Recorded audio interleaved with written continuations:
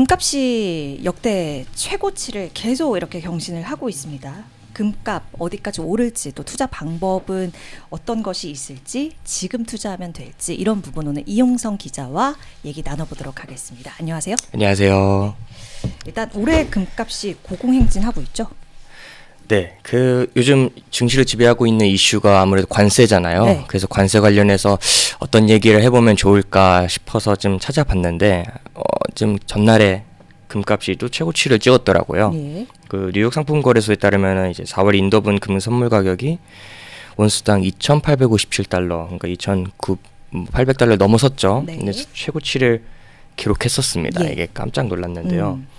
제가 지난 1일 날 왓츠이티프라는 기사를 연재하고 있는데 네. 그때도 한번 금에 대해서 다뤘어요. 그래서 증시가 마냥 오르는 증시는 없으니까 증시가 떨어질 것을 대비해서 금이나 은 같은 원자재 쪽을 좀 안전자산 쪽을 좀 주목해 보면 어떻겠냐라는 내용이었는데 그때 댓글과 메일이 엄청 왔거든요. 되게 좀 질타라든가 메일도 막 많이 네네네 왔어요? 뭐 비판도 받고 이랬는데 4일 뒤에 금값 최고치를 달성했습니다. 예.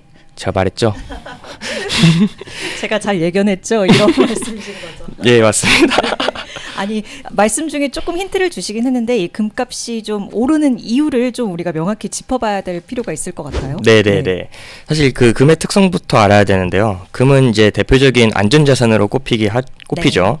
이론적으로 주식시장이 폭락할 때 금값이 오르는 경향이 있는데요. 예. 그 대표적인 안전자산을 꼽히는 이유는 뭐 전 세계 어느 나라에서나 통용이 가능하고 인정받는 자산이기도 하고 예. 한정된 자원이라 희소성도 있습니다. 코인과 다르게. 네.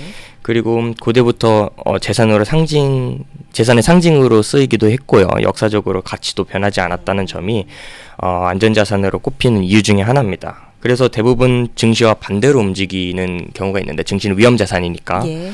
최근에 트럼프 2기 행정부에서 이제 정책에 대한 불안감 혹은 관세에 대한 불안감으로 금의 수요가 높아졌다고 월가에서는 보고 있습니다. 네. 근데도 작년에도 금값이 계속 올랐던 것으로 기억을 하거든요. 맞아요. 사실 사람들이 나스닥이나 S&P 미국 증시가 많이 올랐다는 것만 주목했을 때 미국 대표 지수보다 더 올랐던 게 사실 금값이었거든요. 네. 작년에는 올해랑 조금 달랐던 게 작년에 기준금리 인하, 그러니까 연준의 기준금리 인하에 대한 이슈가 시장에서 계속 나왔잖아요. 예. 그러니까 미국의 금리 인하 기대감 때문에 금값이 올랐고 보통 금리라고 하면은 달러 강세와 연동이 되거든요. 그 금리가 곧 돈의 가치라고 보시면 되는데 금리가 내려갈수록 달러 가치가 떨어지니까 금값이 상승한다 이렇게 볼 수가 있겠죠. 그리고 네. 또 한 가지는 중국에서 작년에 금콩 챌린지라고 여러분 많이 뭐 틱톡이나 이런 데서 보셨을 텐데요. 순금으로 만든 콩 모양을 이제 저축을 해서 하나씩 사서 모으고 인증하는 챌린지였는데 예. 작년에 부동산 등으로 좀 중국 경기가 좀 안 좋았어요. 그래가지고 이에 대비해서 민간이든 중앙정부든 좀 금을 대거 사는 움직임을 보였고요. 중국뿐만 아니라 여러 신흥국에서 중앙은행이 금을 엄청나게 사들였습니다. 공급이 부족하니까 이제 수요가 올라가니까 예. 금값이 오른 셈인데요. 다들 기억하실지 모르겠지만 작년에 중동 전쟁도 좀 있었고요. 네. 이런 이유 때문에 금값이 작년에 많이 올랐습니다. 예. 올해는 그러면 금값 전망 어떻게 보면 돼요? 이제 다른 월가의 사람을 인용하자면은 올해도 3,000달러, 온스당 3,000달러까지 보고 계신데요. 아무래도 트럼프발 관세, 지금 뭐 여러 나라와 협상의 도구로 관세를 사용하고 있지만 아무래도 트럼프 대통령의 특성이 어디로 튈지 모른다는 그런 불확실성이 있잖아요. 예. 그러다 보니까 그런 불확실성이 앞으로의 금의 수요를 더 높일 것이라고 보고 있고 실제로 JP 모건 체이스에서는 이제 투자자 노트를 통해서 중장기적으로는 이제 금에 대한 낙관론을 유지하고 올해 말까지 온스당 3,000달러까지 상승할 수 있다. 시티그룹에서도 똑같이 금 가격 온스당 3,000달러까지 끌어올릴 수 있을 거라고 내다봤습니다. 광범위한 이제 시장의 위험회피 심리, 트럼프발 불확실성으로 인해서 투자자들이 금으로 이제 몰리고 있다고 본 것이지요. 예. 일단 그 불확실성 요인 때문에 조금 더 그런 영향을 받을 것이다라고 예상을 하면서 금에 대한 금값에 대한 전망들을 좀 살펴주신 것 같습니다. 그렇다면 금 어떻게 투자하면 되나요? 사실 여러 방법이 있는데요. 네. 제가 이번 설 연휴 때 네. 집안 어르신들께 물어봤어요. 네. 근데 금을 사셨대요. 오. 현물금을. 네. 그러면서 오. 이제 그 투자를 잘했냐라고 물어보셨는데, 사실 현물금으로 사는 방법도 있지만 그건 개인적으로는 비추거든요. 왜냐하면 비추천하거든요. 예, 예. 왜냐면은 보관이나 관리 비용도 따로 필요하고 또 세공비도 있고 각종 세금과 수수료도 중간에 마진을 떼어 먹는 사람도 있고, 순수 금 투자 목적으로는 사실 비효율적이라는 평이 주로 이릅니다. 예. 그래서 저희는 이제 한국거래소 금시장에서 금을 구매하는 방법이 있는데요.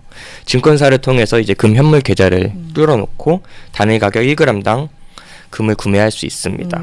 또 이렇게 구매하게 되면 여러 세제 혜택도 있고요. 필요하다면 실물로 인출까지 가능합니다. 그렇군요. 그리고 은행에서 금통장 서비스를 활용해서 금을 투자하는 방법도 있는데요. 사실 그 당장 지금 투자하는 방법이 있습니다. 어떤 건가요? 이 방송을 보시는 분들이 보통 주식 시장을 들여다보시는 분들이고 주식을 하시는 분들이니까 대부분 주식 계좌가 뚫려 있을 텐데, 금 상장 지수 펀드, 금 ETF가 있거든요. 현물 금 가격에 연동돼서 연동되는 ETF 상품인 이제 에이스 KRX 금현물 ETF가 대표적입니다. 예. 그리고 선물 가격에도 좀 연동돼서 나오는 상품도 있는데요. 뭐 코덱스 골드 선물, 뭐 환해지형 ETF 상품이라든지 이런 다양한 전략을 활용한 금 투자하는 방법이 있습니다. 물론 ETF가 배당 소득세도 발생하고 좀 여러 좀 운용 보수도 들긴 하지만 어쨌든 뭐 투자가 간편하다는 특징이 있습니다. 네. 그리고 금 가격이 많이 올라서 좀 걱정하시는 분, 좀 투자하기 부담스러운 분들이 계실 텐데, 이건 좀 사족이지만 금 말고 은 가격에 은을 좀 투자하는 방법도 있습니다. 보통 은은 산업용 수요도 있지만 금과 비슷하게 양의 상관관계를 가지면서 연동이 돼서 움직이거든요. 그 금의 가격을 보면, 그러니까 은의 가격을 보면은 지금 상당히 저평가돼 있다는 평이 주를 이루고 있어요. 지금 뭐 금은 비율을 보면은 80대 좀 나오고 있거든요. 그러니까 금에 비해서 은이 상대적으로 저평가돼 있다라는 수치가 드러난 건데요. 금이 만약에 부담스러우시면 은을 투자하시는 것도 좋을 것 같습니다. 네. 뭐 요지는 네. 원자재도 포트폴리오에 좀 껴놓고 투자하는 게 아무래도 조금 안정적일 것이다. 왜냐하면 끝없이 오르는 주식은 없고, 그리고 많이 올랐고 작년에 심지어 국장 아닙니다. 국내 주식 아니고 미국 주식만. 네. 그래서 금 한번 주목해 볼 것도 좋을 것 같습니다. 네.